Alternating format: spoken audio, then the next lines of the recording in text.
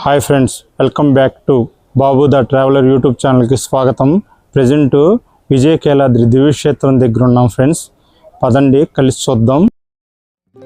మనం ఇప్పుడు entrance gate దగ్గర ఉన్నాం ఫ్రెండ్స్. ఇక్కడ ఆలయ దర్శన వేళ టైమింగ్స్ పెట్టారు. కొండపైకి వెళ్ళడానికి ఓన్ వెహికల్స్ కార్ అయితే పర్మిషన్ ఉంది, బైక్ అయితే అలౌడ్ చేయరు ఫ్రెండ్స్. ఇది క్యాంటీన్ ఫ్రెండ్స్.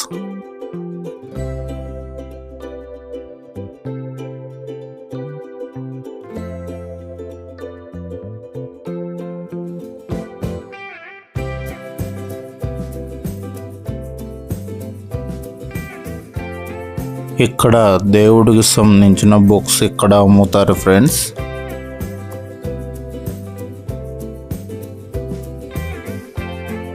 ఇదేమో గాలి గోపురం ఫ్రెండ్స్.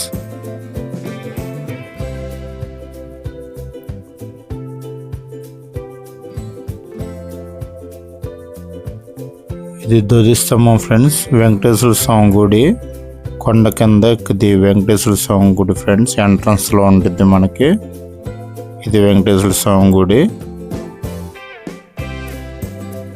ఇది గాలి గోపురం ఫ్రెండ్స్.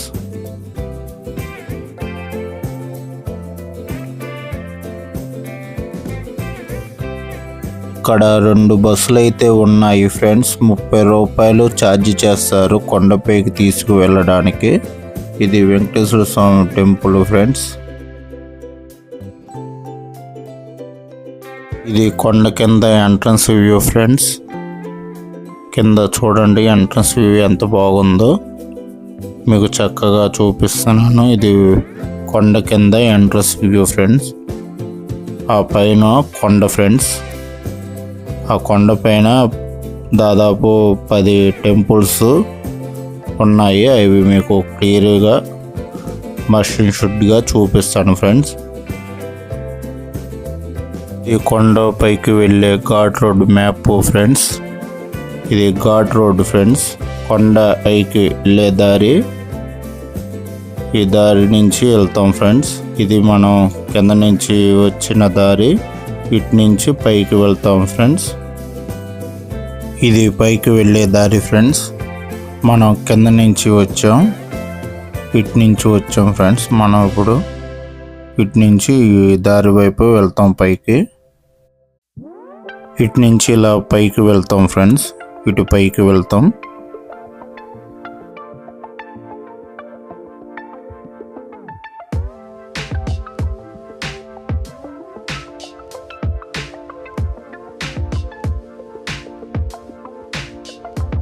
బస్సు కొండపైకి తీసుకొచ్చే దృశ్యం ఫ్రెండ్స్. చూడండి.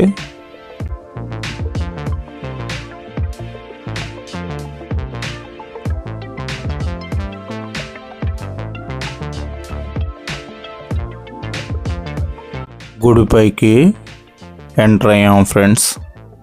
ఈ దివ్య కొండ పైన అన్ని దేవతలకు నిలయం మరియు ప్రత్యేకంగా అర్జునుడు తపస్సు చేసిన ప్రదేశం. మరియు ఈ కొండపై నుంచి చూస్తే తీరాలపై ఎగిసిపడే కృష్ణానది అలలతో అద్భుతంగా ప్రకాశిస్తాయి. ఇది 3 వైపులా కృష్ణానది నీటితో చుట్టముట్టబడి ఉంది. ఇక్కడ బస్సు పార్కింగ్ ప్లేస్ ఫ్రెండ్స్. ఇక్కడ కార్లు పార్కింగ్ చేస్తారు. ఈ కొండకి విజయకేలాద్రి అనే పేరు ఎందుకు వచ్చిందంటే అర్జునుడు తపస్సు చేసిన ప్రదేశం కాబట్టి విజయకేలాద్రి అనే పేరు వచ్చింది. కొండపైన టెంపుల్ వద్ద బస్సు ఇక్కడ ఉంచి భక్తుల్ని ఇక్కడ డ్రాప్ చేస్తారు ఫ్రెండ్స్. ఇక్కడ గుడికి సంబంధించిన బస్సు ఆగు పార్కింగ్ ప్లేస్ ఫ్రెండ్స్. మళ్ళీ కిందకి డ్రాప్ చేస్తారు ఫ్రెండ్స్. అర్జునుడికి మరో పేరు విజయుడు. ఆద్రి అంటే కొండ అని అర్థం. విజయుడు కొండపైన తపస్సు చేస్తారు కాబట్టి కొండ పేరు విజయ కేలాద్రి అని పేరు పెట్టడం జరిగింది ఫ్రెండ్స్. ఈ క్షేత్రానికి విజయకేలాద్రి దివ్యక్షేత్రం అనే పేరు వచ్చింది ఫ్రెండ్స్. ఇక్కడ 10 టెంపుల్స్ ఉన్నాయి ఫ్రెండ్స్. ఇక్కడ భగవంతుడు తన అరుదైన అవతారమైన వరాహ అవతారంలో భూ వరాహ స్వామిగా పూజలు అందుకుంటారు. హిరణ్యాక్ష అనే రాక్షసుని చేత భూమి నీటిలో మునిగిపోతే భూదేవిని రక్షించడానికి విష్ణువు వరాహ రూపం ధరించి భూమిని పైకి లేపడంతో ఇది సంభవించిన స్థలం. ఈ ఆలయంలో పూజలు చేయడం వల్ల భూ సమస్యలు, ఆస్తిపాస్తుల సమస్యలు తీరిపోతాయి మరియు భూ దోషాలు పోతాయి. శనివారాలు, ఆదివారాలు మరియు ఏకాదశి, వైకుంఠ ఏకాదశి అలాగే నవరాత్రుల్లో భక్తులు విపరీతంగా వస్తుంటారు. ఆ రోజులలో ప్రత్యేక పూజలు జరుపుతారు. ఇది భూవరాహ స్వామి ఆలయం ఫ్రెండ్స్. అదిగో భూవరాహ స్వామి ఫ్రెండ్స్. ఇక్కడ దేవుడికి సంబంధించిన పుస్తకాలు మరియు దేవుడికి సంబంధించిన వస్తువులు ఇక్కడ అమ్ముతారు ఫ్రెండ్స్.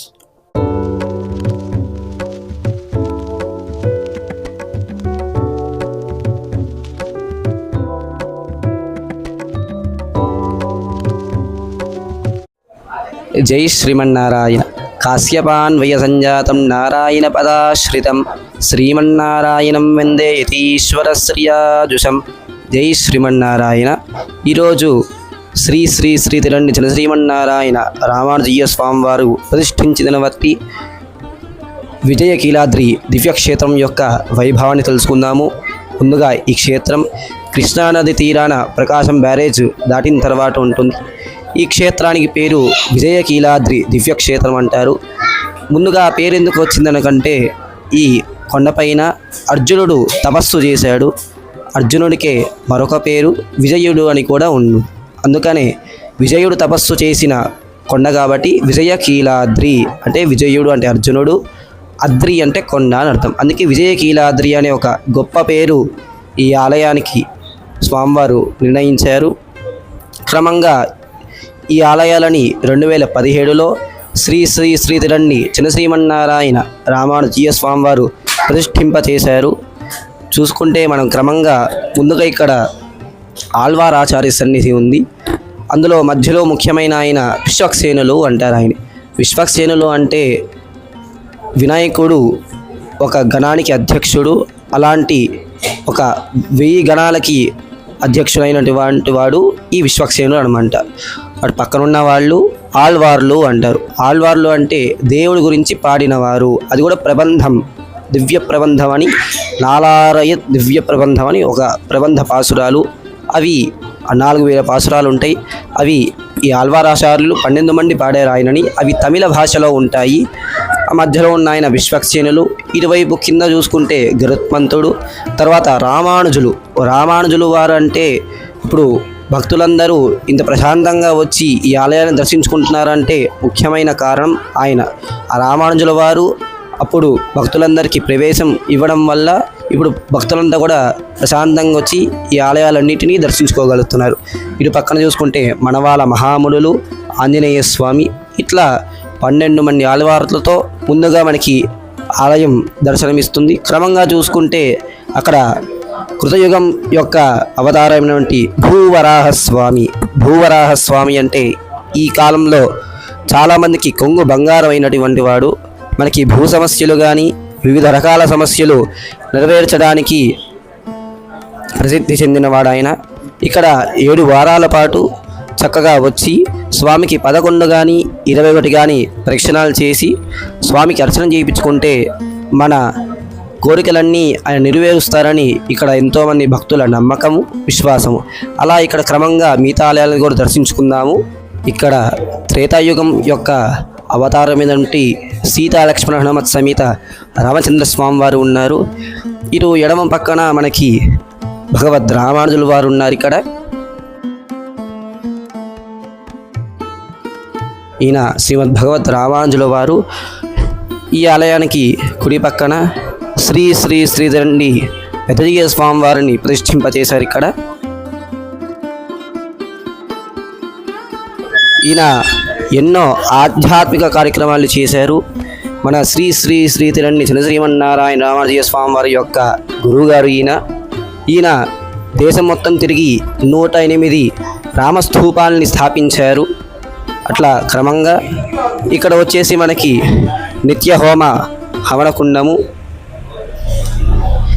ఇక్కడ ప్రతిరోజు నిత్య హోమాన్ని జరుపుతూ ఉంటారు ఇక్కడ అర్చకులు స్వాములు. ఎందుకంటే శ్రీ పాంచరాత్రాగమం ప్రకారంగా స్వామికి నిత్యము హోమము, బలిహరణ, గోష్ఠి అనేవి జరగాలి కాబట్టి ఇక్కడ నిత్య హోమాన్ని జరుపుతారు.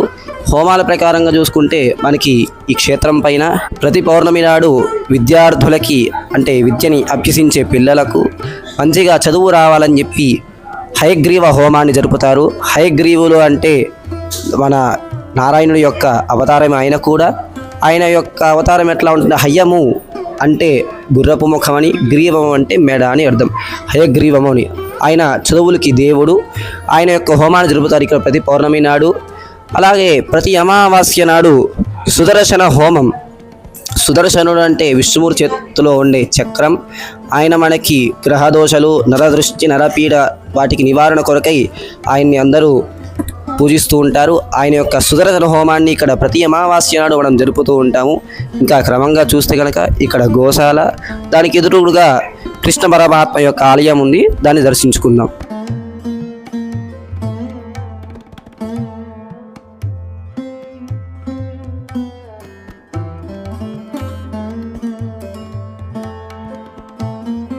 ఇక్కడ గోశాల పెట్టడానికి కారణం ఏమిటంటే కృష్ణుడికి ఎంతో ఇష్టమైనవి గోవులు కాబట్టి ఆయన చిన్నతనం అంతా గోవుల దగ్గర సాగింది కాబట్టి ఇక్కడ గోశాలని నిర్మించారు. ఎదురుగుండా ద్వాపర యుగం యొక్క దైవమైనటువంటి కృష్ణ పరమాత్మ, ఇటు పక్కన రుక్మిదేవి, అటు పక్కనేమో సత్యభామాదేవి. క్రమంగా ఇంకో ఆలయాలను చూసుకుంటే కలియుగ ప్రత్యక్ష దైవమైనటువంటి వెంకటేశ్వర స్వామి ఆలయం తర్వాత మనకి దర్శనమిస్తుంది. ఈ కృష్ణాలయంలో మనకి ప్రతి ఏకాదశి నాడు శ్రీమద్ భగవద్గీత పారాయణాన్ని జరుపుతాం మనం. అయిపోయిన తర్వాత మనకి చక్కగా ఆయనకి నైవేద్యం చేసిన ప్రసాదాన్ని అందిస్తారు మనకి. ఈయనకి ప్రతి రోహిణీ నక్షత్రం నాడు ఈ స్వామివారికి అభిషేక మహోత్సవాన్ని మనం జరుపుతూ ఉంటాము. క్రమంగా ముందుకెళ్ళిన అయితే కలియుగం ప్రత్యక్ష దైవం వెంకటేశ్వర స్వామివారు.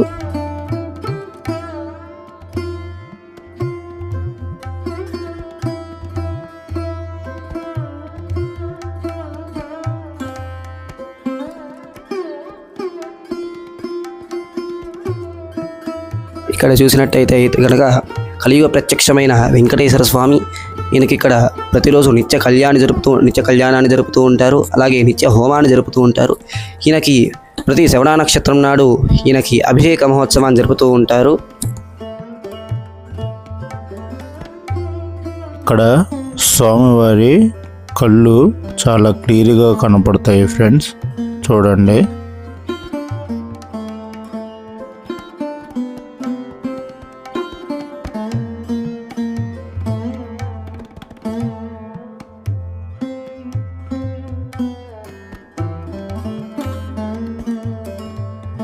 అలానే స్వామివారి పాదాలు కూడా ఇక్కడ క్షుణ్ణంగా కనపడతాయి ఫ్రెండ్స్, చూడండి.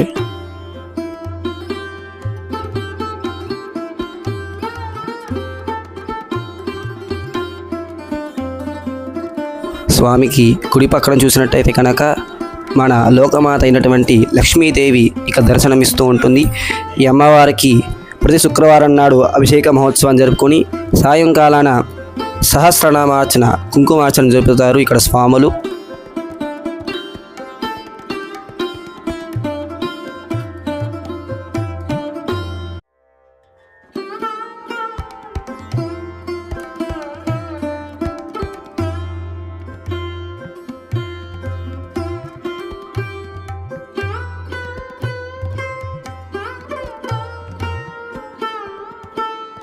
ఇక్కడ చూసినట్టయితే కనుక స్వామివారికి ఎడం పక్కన గోదాదేవి అంటారు. గోదాదేవి అంటే బహుశా ఎవరికి తెలియకపోయి ఉండొచ్చు. ఈవిడ దక్షిణ భారతదేశంలో చాలా ప్రత్యేకత. ఎందుకంటే ఉత్తర భారతదేశంలో ఎవరికి ఈమె గురించి అంత తెలీదు.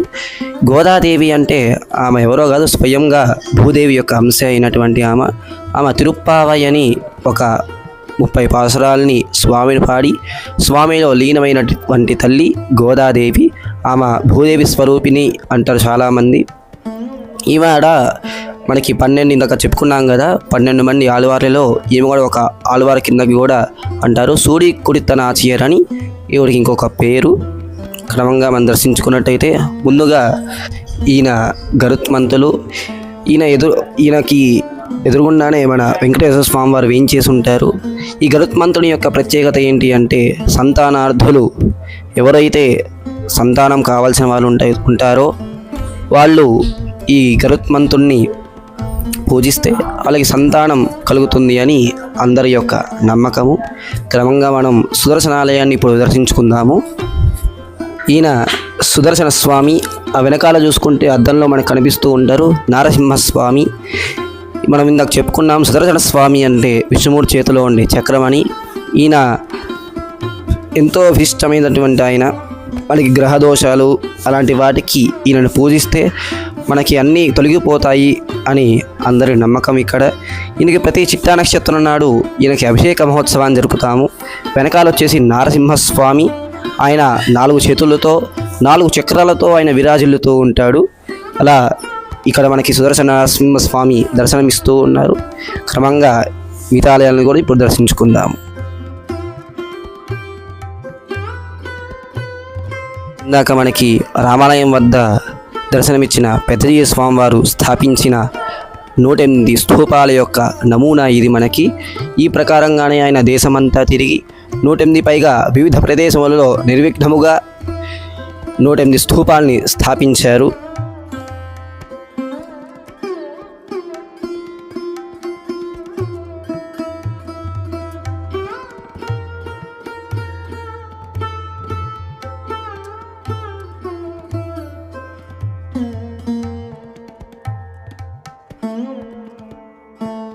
పైన అమ్మవారి టెంపుల్స్ ఉన్నాయి, చూద్దాం పదండి.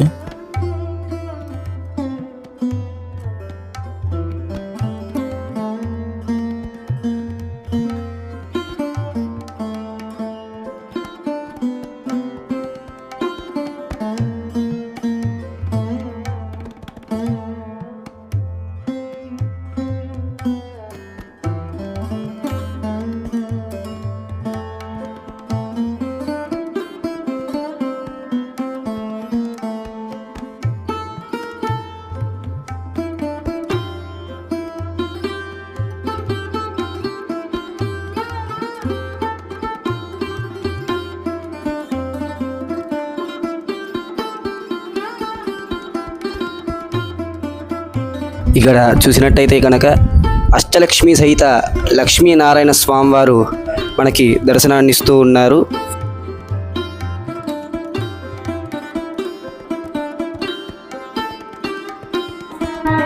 ఇక్కడ దర్శించుకున్నట్టయితే కనుక అష్టలక్ష్మి సహిత లక్ష్మీనారాయణ స్వామివారు మనకి ఇక్కడ దర్శనాన్ని ఇస్తూ ఉన్నారు.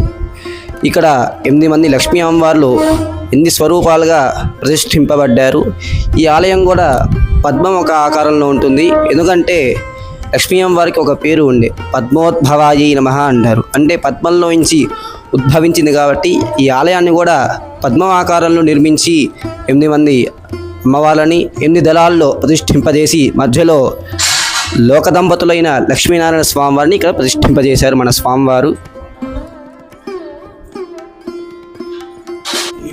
ముందుగా మనకి మహాలక్ష్మి అమ్మవారు దర్శనమిస్తున్నారు. ఆ తరువాత వీరలక్ష్మి అమ్మవారు మనకి దర్శనాన్ని ఇస్తారు. క్రమంగా చూసుకున్నట్టయితే ఇక్కడ ధనలక్ష్మి అమ్మవారు, తదనంతరం సంతానలక్ష్మి అమ్మవారు. ఈ సంతానలక్ష్మి అమ్మవారికి ఒక ప్రత్యేకత ఉంది. ఎంతోమంది సంతానార్థులు సంతానం కావాల్సిన వాళ్ళు ఇక్కడికి వచ్చి అమ్మవారిని పూజించిన తర్వాత ఎన్నో సంవత్సరాల నుంచి సంతానం గురించి బాధపడుతున్న వారికి సంతానం కలిగింది అని చాలామంది భక్తులు నమ్మకంతో విశ్వాసంతో ప్రతి శుక్రవారం వచ్చి అమ్మవారిని దర్శించుకుంటూ ఉంటారు. తర్వాత జయలక్ష్మి అమ్మవారు, ధాన్యలక్ష్మి అమ్మవారు మనకి దర్శనమిస్తూ ఉన్నారు.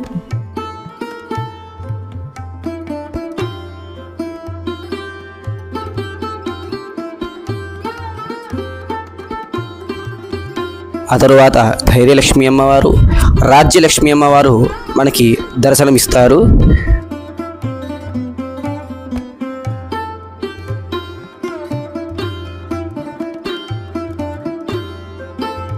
ఇది పైన వ్యూ ఫ్రెండ్స్, చూడండి. ట్రైను చాలా చక్కగా కనపడుతుంది. ఇక్కడ నుంచి అటుపక్క ఇంకో ట్రైన్ ఉంది ఫ్రెండ్స్, అది వెళ్తుంది. అదేమో కృష్ణా నది ఫ్రెండ్స్. ఈ కొండ చుట్టూ ఈ కృష్ణా నది ఒక ఆకారంలో ఉంటుంది. గమనించినట్టయితే కనుక ఇట్లా ఒక మాల ఆకారంలో కృష్ణమ్మ తల్లి ఈ యొక్క విజయ దివ్య క్షేత్రానికి మాల సమర్పించినట్టుగా ఒక మాల ఆకారంలో ఈ అమ్మ ఉంటుంది. ఇక్కడ మనకి చక్కని చల్లటి గాలి ఇస్తూ చాలామంది ప్రజలని చల్లగా చూస్తూ కృష్ణమ్మ తల్లి ఈ ఆలయాల్ని రక్షిస్తూ ఉన్నట్టుగా ఒక భావన ఇక్కడ అందరికీ కూడా. క్రమంగా చూసినట్టయితే కనుక మనం ఇక్కడ నుంచి అక్కడ ఒక పెద్ద ఆలయాన్ని నిర్మిస్తున్నారు. ఆయన అభయ ఆంజనేయ స్వామి అని అంటారు. అక్కడ మనం ఆయన గురించి మనం అక్కడికి వెళ్ళి ఇంకా తెలుసుకుందాము. వ్యూ చూడండి ఫ్రెండ్స్, ఎంత అద్భుతంగా ఉందో. కృష్ణా నదిని ఒకసారి చూడండి ఫ్రెండ్స్. కనకదుర్గమ్మ ఆలయానికి వచ్చే ముందు ఈ పవిత్రమైన భూవరాహ స్వామి ఆలయం చూడడం మంచిది ఫ్రెండ్స్. అటు చూడండి ఫ్రెండ్స్, అటు ఇంద్రకీలాద్రి, ఇటు విజయకీలాద్రి, మధ్యలో కృష్ణమ్మ నది ఫ్రెండ్స్. చూడడానికి చాలా అందంగా ఉంది, చూడండి. ముందుగా మనం చూసినట్టయితే ఇప్పటివరకు చూసిన ఆలయాలు ఒక క్రమంలో వచ్చాయి. మనకి యుగాలు 4 యుగాలు, కృత, త్రేత, ద్వాపర, కలియుగాలు. ఈ 4 యుగాల ప్రకారంగానే ఇక్కడ ఆలయాలు కూడా ప్రతిష్ఠింపబడ్డాయి. కృతయుగం యొక్క అవతారమైన వరాహస్వామి ముందుగా మనకు దర్శనమిచ్చారు. తర్వాత త్రేతాయుగం అవతారమైన రామచంద్రస్వామి మనకు దర్శనమిచ్చారు. తర్వాత ద్వాపర యుగం అవతారమైనటువంటి కృష్ణ భగవానుడు మనకు దర్శించారు. తర్వాత కలియుగ ప్రత్యక్ష అయినటువంటి వెంకటేశ్వర స్వామి మనకి దర్శనమిచ్చారు. ఇట్లా 4 యుగాల ప్రకారంగా నలుగురు మూర్తులు మనకి ఆశీర్వాదాన్ని ఇస్తూ ఉన్నారు అక్కడ మనకి క్రమంగా. ఇంకా ఈ తర్వాత మన సుదర్శన స్వామిని, ఇప్పుడు అష్టలక్ష్మిని దర్శించుకుందాము. ఇంకా చివరిలో నరసింహస్వామి, తర్వాత అభయాంజనేయ స్వామి, చివరిలో వైకుంఠం. ఇప్పుడు ఆలయాల వద్దకు వెళ్ళి వారి యొక్క ప్రత్యేకత గురించి మనం ఇప్పుడు తెలుసుకుందాము. ఇక్కడ మనం చూసినట్టయితే లక్ష్మీ నరసింహస్వామి మనకి దర్శనం ఇస్తున్నారు. ఈ యొక్క అవతారం యొక్క ప్రత్యేకత ఏంటంటే మనకి ముందుగా భగవంతుడు 5 రకాలుగా మనకి దర్శనమిస్తారు. పర, వ్యూహ, విభవ, అంతర్యామి, అర్చావతార స్వరూపంలో. అంతర్యామి అనే స్వరూపానికి ఈయన ప్రసిద్ధి. అంటే నేను అన్ని చోట్ల ఉన్నాను, ప్రతి ఒక్క స్తంభంలో ఉన్నాను అని చెప్పడానికి ఈయన అవతరించారు. ఎప్పుడైతే ప్రహ్లాదుడు నారాయణుడు అన్ని చోట్ల ఉన్నాడని చెప్పాడో అప్పుడు హిరణ్యకశిపుడు ఆయన యొక్క గదతో ఆ స్తంభాన్ని కొట్టినప్పుడు ఆ లోపల నుంచి నారాయణుడు ఇలా నరసింహావతారాన్ని ఎత్తి బయటికి వచ్చి ఆ హిరణ్యకశిపుడిని వధించి ఆయన యొక్క భక్తుడైన ప్రహ్లాదుడిని కాపాడుతాడు. ఈ నరసింహస్వామి మనకి 2 విషయాలను తెలియజేశారు. ఏమని అంటే అన్ని చోట్ల అంతర్యామి అయి నేను ఉంటాను, మరియు నా భక్తుల కోసం స్వయంగా నేనే వచ్చి వాళ్ళని రక్షిస్తాను అని ఈ యొక్క అవతారం మనకి తెలుపుతోంది. ఇక్కడ చూసినట్టయితే కనుక 36 అడుగుల అభయాంజనేయ స్వామి మనకి కొన్ని రోజుల్లో దర్శనం ఇవ్వబోతున్నారు. ఈయనకి ప్రతి నెల కూడా అభిషేకాన్ని జరుపుతూ భక్తులందరికీ కూడా అవకాశాన్ని ఇచ్చేట్లుగా ఇక్కడ ఈ ఆలయాన్ని నిర్మిస్తున్నారు. ఈయన 36 అడుగుల ఎత్తులో ఉంటారు. అభయాంజనేయ స్వామి అంటే 2 చేతులతో ఆశీర్వదిస్తున్నాడు. అభయం అంటే చేతులు, 2 చేతులతో మనల్ని ఆశీర్వదిస్తాడు ఈయన. మామూలుగా మనం బయట చూసినట్టయితే కనుక ఒక చేతితో ఆశీర్వదిస్తూ ఇంకో చేతిలో గద పట్టుకుని ఉంటారు. కానీ ఇట్లా కాదు, ఇక్కడ నేను 2 చేతులతో భక్తులందరినీ ఆశీర్వించి వాళ్ళ కోరికలన్నీ తీర్చి వాళ్ళకి అండగా ఉంటా అని మనకి అభయ ఆంజనేయ స్వామి మనకి తెలుపుతూ ఉంటారు. అభయ ఆంజనేయ స్వామి టెంపుల్ ఫ్రెండ్స్ కడుతున్నారు, ఇంకా కన్స్ట్రక్షన్ పూర్తి అవ్వలేదు. చాలా అద్భుతంగా ఉంది ఫ్రెండ్స్. గుడి కూడా బాగా కట్టారు, చూడముచ్చటంగా ఉంది గుడి మాత్రం. ఇది ప్రారంభిస్తే చాలా బాగుండేది ఫ్రెండ్స్. చాలా చూడడానికి చాలా అందంగా, చాలా అద్భుతంగా ఉంది ఫ్రెండ్స్. ఒకసారి వచ్చి చూడండి.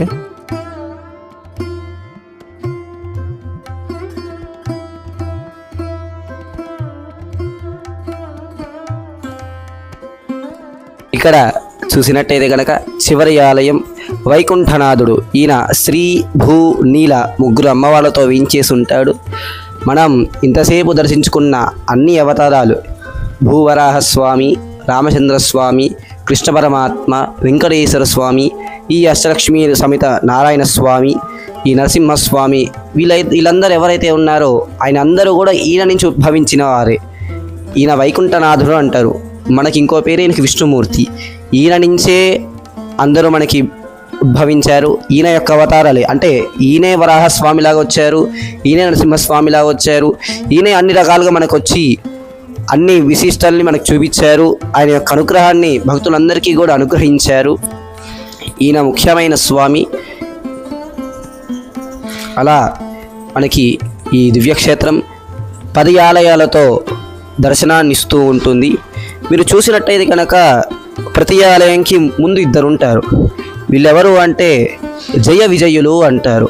వీళ్ళు ద్వారపాలకులు. వీళ్ళకి ఒక కథ ఉంది. మనకి వరాహస్వామి, ఈ నరసింహస్వామి అవతారాలు రావడానికి కారణం ఏంటి అంటే, ఒకరోజు ఋషులు ఈ వైకుంఠనాథుణ్ణి దర్శనమిద్దామని వస్తే ఈ జయ విజయులు ఎవరైతే ఉన్నారో వాళ్ళ ఋషుల్ని అడ్డుకోగా వాళ్ళు శపిస్తారనమాట. నువ్వు శ్రీమన్నారాయణునికి దూరంగా ఉండుగలుగు కాక అని శపిస్తే అప్పుడు వీళ్ళిద్దరు వెళ్ళి విష్ణుమూర్తిని కోరుకుంటారు. అయ్యా, మమ్మల్ని ఇలా ఋషులు శపించారు, మన దానికి ప్రాయశ్చిత్తం ఏంటి అంటే అప్పుడు శ్రీమన్నారాయణుడు చెప్తాడు, మీరు 3 జన్మలు రాక్షసుల్లాగా అవతారం ఎత్తండి, అప్పుడు నేను మిమ్మల్ని వచ్చి వధిస్తాను, అప్పుడు మీరు మళ్ళీ నా యొక్క సేవకి రావడానికి కుదురుతుంది అని చెప్తారు. ఆ 3 జన్మలే కృతయుగంలో హిరణ్యకశివుల్లాగా వచ్చారు. అప్పుడు ఆ హిరణ్యాక్షున్నేమో వరాహస్వామి వధించారు, హిరణ్యకశివున్నేమో నృసింహస్వామి వధించారు. తర్వాత త్రేతాయుగంలో ఏమో రావణాసుర కుంభకర్ణ అన్నదమ్ముల్లాగా వచ్చారు వీళ్ళిద్దరే. రావణాసురుని కుంభకర్ణుని మన త్రేతాయుగం దైవం అయినటువంటి రామచంద్రస్వామి వధించారు. ద్వాపరయుగంలో శిశుపాల దంతరవక్తులు అని 2 రాక్షసుల్లా ఉద్భవించారు ఈ ద్వాపరయుగంలో. అప్పుడు కృష్ణ పరమాత్మ వాళ్ళిద్దరిని వధించారు. అట్లా వీళ్ళు 3 యుగాల్లో ముగ్గురు చొప్పున రాక్షసుల్లాగా ఉద్భవించి శ్రీమన్నారాయణ చేత వధింపబడి తరువాత మళ్ళీ కలియుగంలో వెంకటేశ్వర స్వామి వారికి అక్కడ చండ ప్రచండుల్లాగా వెళ్ళారు. అది ఈ దివ్యక్షేత్రం యొక్క వైభవం. ఇంకా ఈ క్షేత్రం పైన ఎన్నో ఆధ్యాత్మిక కార్యక్రమాలు జరుగుతూ ఉంటాయి. ప్రతి డిసెంబర్లో ధనుర్మాస వ్రతం మనం చెప్పుకున్నాం కదా ఇందాక, గోదా అమ్మవారని ఆవిడ ఆచరించిన వ్రతం ధనుర్మాస వ్రతం అంటారు. ఆ యొక్క వ్రతాన్ని ఇక్కడ ఎంతో వైభవంగా జరుపుతూ ఉంటారు. ఇంకా ప్రతి నెల ప్రతి స్వామి యొక్క నక్షత్రం నాడు ఆ స్వామికి అభిషేకాన్ని జరుపుతూ ఉంటారు. అంటే వెంకటేశ్వర స్వామికి శ్రవణ నక్షత్రం నాడు ఆయనకు అభిషేకం జరుపుతారు. అట్లా ప్రతి ఒక్క స్వామివారి యొక్క నక్షత్రం నాడు ఆయన అభిషేకాన్ని జరుపుతూ ఉంటారు. ఏకాదశి అప్పుడేమో భగవద్గీత పారాయణాన్ని జరుపుతారు. పౌర్ణమి అప్పుడు హయగ్రీవ హోమం, అమావాస్య నాడేమో సుదర్శన స్వామి హోమం. అలాగే ప్రతి శుక్రవారం అష్టలక్ష్మి ఆలయాల్లో 2 అమ్మవాళ్ళకి అభిషేక మహోత్సవాన్ని జరిపి సాయంకాలాన ఇందాక చెప్పుకున్నట్లే సహస్ర రామాచరణ చెబుతారు. మనకి ఈ ఆలయం యొక్క బ్రహ్మోత్సవాలు ఫిబ్రవరి నెలలో రథసప్తమి నాడు వస్తాయి. ఈ యొక్క ఆలయ బ్రహ్మోత్సవాలు ఇలా ఎన్నో విశేష కార్యక్రమాలు ఈ కొండపైన శ్రీ శ్రీ శ్రీ తిరండి చినశ్రీమన్నారాయణ రామానుజీయ స్వామి వారు జరుపుతూ ఉంటారు. కనుక భక్తులందరూ చక్కగా విచ్చేసి ఈ యొక్క స్వాముల యొక్క అనుగ్రహాన్ని పొందవలసిందిగా కోరుతున్నాము. జై శ్రీమన్నారాయణ.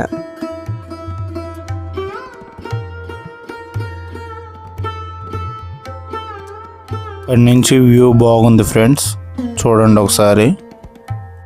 ఇక్కడ చూడండి ఫ్రెండ్స్, చాలా అద్భుతంగా ఉంది. వ్యూ బాగుంది ఫ్రెండ్స్. చిన్న చిన్న బిల్డింగ్లు చూడముచ్చటంగా ఉంది ఇక్కడ నుంచి చూడడానికి.